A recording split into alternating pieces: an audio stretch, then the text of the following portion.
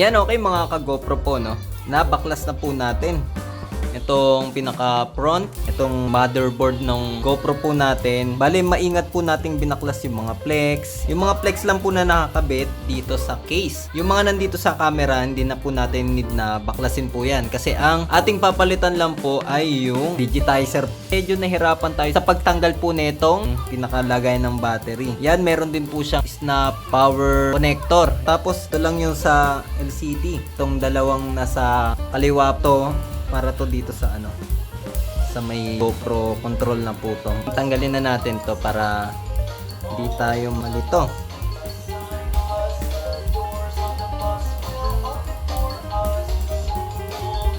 Buksan muna natin yung in-order natin na LCD. Bali dalawa to, kaya malaki to.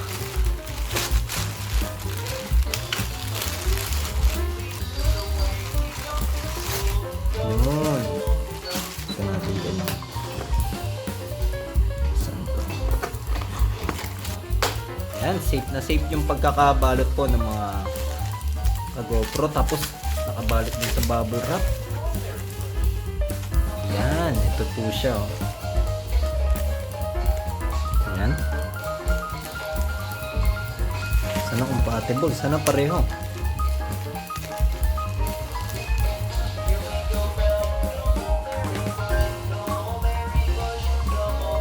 Yan.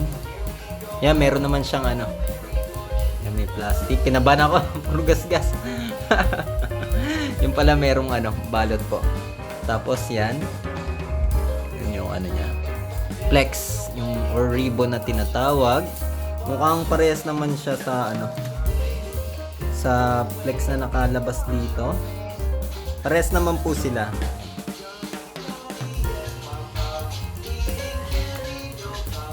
Yan. Parehas sila ng digitizer. Ibig sabihin, tama yung ibinigay sa akin. Yun lang kung gagana. Bago natin mamaya isasara, pag nakakabit na po natin, ite-testing din po natin kung mag-o-open yung LCD bago natin tuluyang i-assemble po. Gawa natin ng paraan paano natin matatanggal to ng hindi binabasag. Okay mga GoPro, lipat tayo dito. Yan, ano bang meron dito mga GoPro? Yan, meron tayo ditong egg steamer po, no? Yan. Bale, ito yung katry ko ating pantanggal po ng ng LCD nung GoPro natin. Yan, damihan natin yung tubig. Yan. Para hindi siya matuyuan pag lagyan na siya, kumulo. Lagyan natin, tapos natin yung butas dito sa atin. Okay? Tapos saksak natin. Yan. Tapos hintayin natin kumulo. A few moments later. And sa nakikita po natin, no, ay kumukulo na po siya. Ngayon, itatapat natin tong GoPro dito, no. Yan. Tingnan natin kung mag-i-effect. Yan, no. Kita nyo, di ba? Init. Masisira yung LCD na papalitan natin kasi sira na rin naman talaga siya, eh. Kailangan lumambot yung adhesive na nandun sa gilid. Yan. Yan, kita nyo, basa. Nasa natin. Yan, naghanda ako nito. Yan, tapos try kong itulak kasi may butas yan dito. Mga butas. Kung i-shoot to, kung may itutulak natin.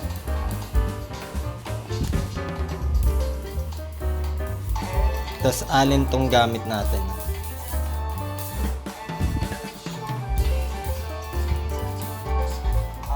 Kailangan pa ng mas mainit. Yan, try na natin. Yan. Yun. Okay, mga ka-GoPro, tagumpay. Hanap tayo ng iba pang point pwedeng itulak. Yun. Effective. Okay. Okay, yan. Effective yung naisip ko. Yan. Lumambot pa yung adhesive niya. Wala kasi akong heat gun, kaya ito yung naisip kong yung steamer. Okay, natanggal natin ng maayos. Oh. Natanggal natin ng maayos at hindi natin binasag. Yan. Bale, 2 point lang yung tinuunan natin yan. Gamit yung Allen type na 2.5. H2.5, kasyang-kasya siya dito. Sa mga butas na to, yan o. Kasi yan o. Dito lang tayo sa side na to, hindi na tayo nagtulak dito. Tapos yun nga, dire-diretso na yung baklas. Ang galing. Okay, ayos. Tapos kutkutin natin to, itong mga adhesive na to na natira gamit yung flat screw. Yung sa taas nagkapares sila.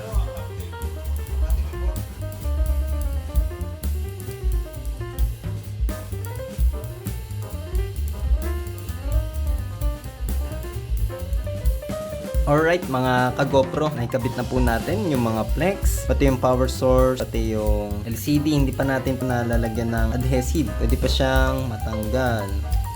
Yan. Okay, ganyan na lang natin. Ngayon, lagay na po natin yung kanyang battery. Yan. Make sure po no na mga tama yung mga pagkakabit natin. Yan, kita ko umilaw, nakita nyo rin umilaw. Power button niya nandito. Yun! Success! Hop, ingat. Ingat tayo. Magkaroon ng shortage. Nakikita nyo. Buhay yung screen. Ngayon, touch natin. Ganito na lang. Tapos, touch. Kung hindi ko lang matouch na maayos. Pag nagkaroon ng yan, yung pabalik-balik na nagda-down to, sabihin nagkaroon ng problem. Yan o, yung swipe down. Pag nagkaroon ng pabalik-balik yan, ibig sabihin may problema yung yung board. Sa board ako may problema, hindi LCD or digitizer. Pero yung mga before na nabuksan ko naman mga cellphone na napalitan ko yung LCD, mostly yung digitizer talaga yung problema sa Ghost Touch po mga ka-GoPro. Ayan o. Siguro hindi ko lang mapindot na maayos. Meron pa po kasi siyang ito yung pinakabalot. Ngayon try natin mag-slide left and right.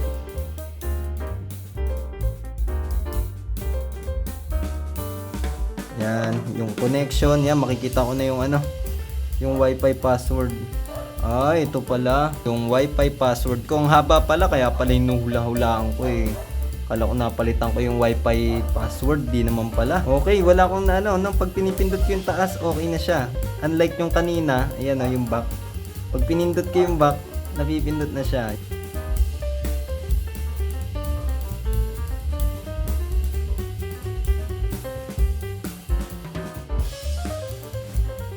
Okay, let's try po ulit natin na kung gagana. Yan, hindi pa rin natin nalalagyan ng adhesive po ito. Itetest ko muna po kasi mga kababayan, mga ka-GoPro. Test muna natin po bago natin lagyan ng fully adhesive. Yun na natin, tignan natin kung may sounds ha. Yun, may sounds at agad siyang nagbukas. Yan, malinaw. Ang ganda yung screen. GoPro start recording. Yun, gumagana yung mic. GoPro turn on. mali. Kasi nakabukas na. GoPro turn off. Yan, GoPro turn on. Try natin naman yung yung charging niya. Charging, kung gumagana.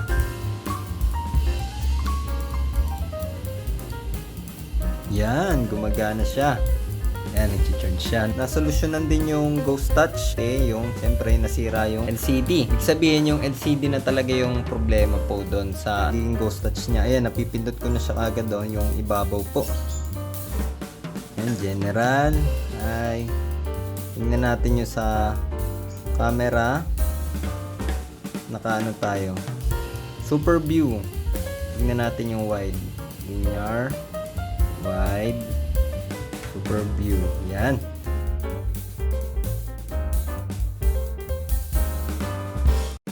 Pipindot ko na siya na maayos. Unlike before, hindi ko mapindot na maayos. Nabubwisit talaga ako. Nabubwisit ako sa kanya kasi hindi ko mapindot ng maayos po. Siyempre, try din natin yung memory card. Kuha tayo ng memory card.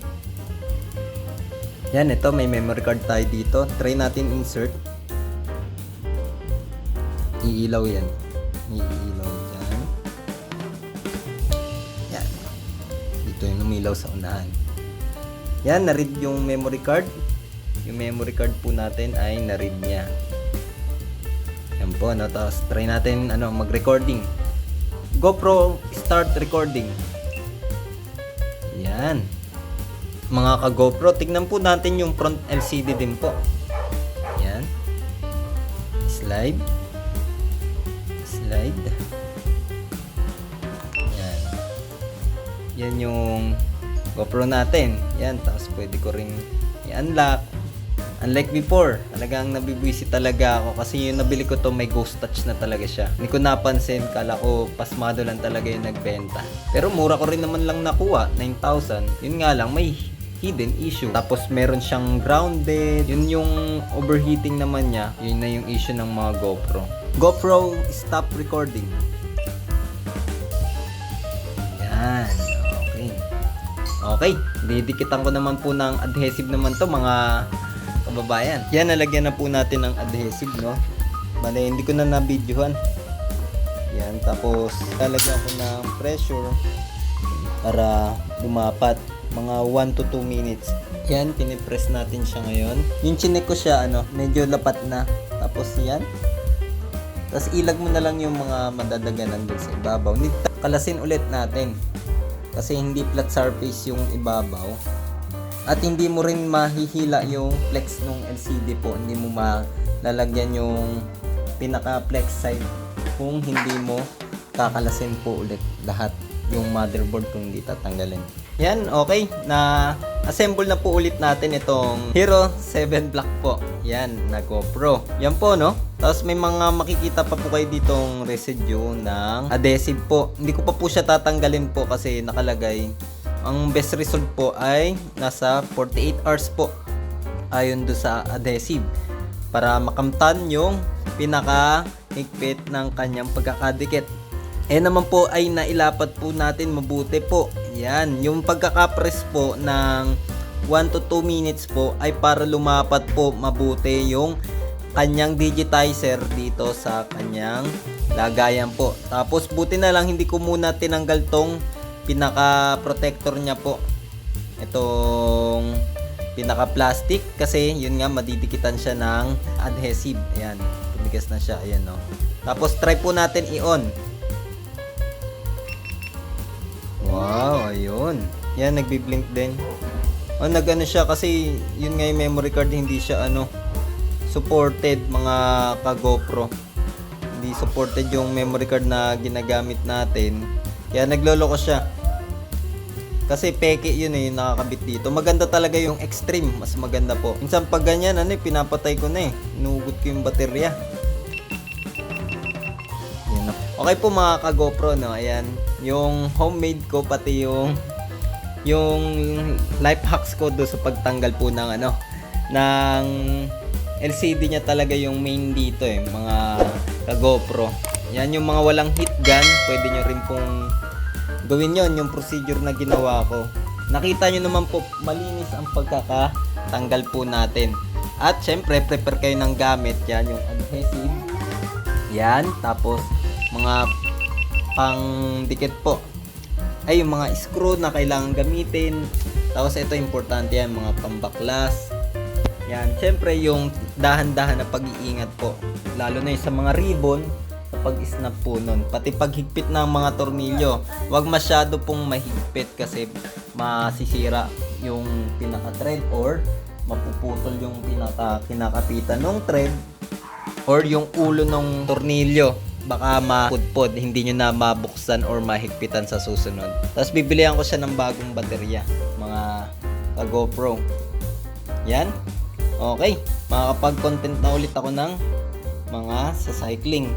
Yan, sira na yung pindutan niya dito kaya hindi na to totally waterproof. Hindi ko pa naman po ito yung nalulubog sa tubig. Bibilihan ko na lang po ito ng waterproof GoPro case. Yan, successful po tayo sa pagpalit ng LCD or digitizer na tinatawag.